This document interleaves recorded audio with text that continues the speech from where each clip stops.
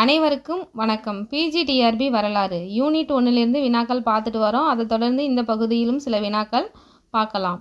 சீன பயணி பாகியான் இந்தியாவில் தங்கியிருந்த ஆண்டுகள் 9 ஆண்டுகள். சீன பயணி பாகியானின் பயண குறிப்பு நூல் போகோகி.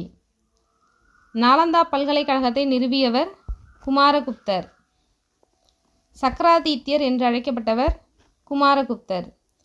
இரண்டாம் சந்திரகுப்தரின் அவையில் இருந்த நவரத்தினங்கள் காளிதாசர், இவர் சமஸ்கிருத புலவர். ஹரிசேனர், இவர் சமஸ்கிருத புலவர். அமரசிங்கர், இவர் அகராதியல் ஆசிரியர். தன்வந்திரி, இவர் மருத்துவர். காகபாணர், இவர் ஜோதிடர். சங்கு, இவர் கட்டிடக்கலை நிபுணராக இருந்திருக்காரு. வராகமிகிரர், இவர் வானியல் அறிஞர். வராய்ச்சி, இவர் இலக்கண ஆசிரியராகவும் சமஸ்கிருத புலவராகவும் இருந்திருக்காரு. விட்டல் பட்டர், இவர் மாயவித்தக்காரர். குப்தர்களின் கடைசி அரசர் விஷ்ணுகுப்தர்.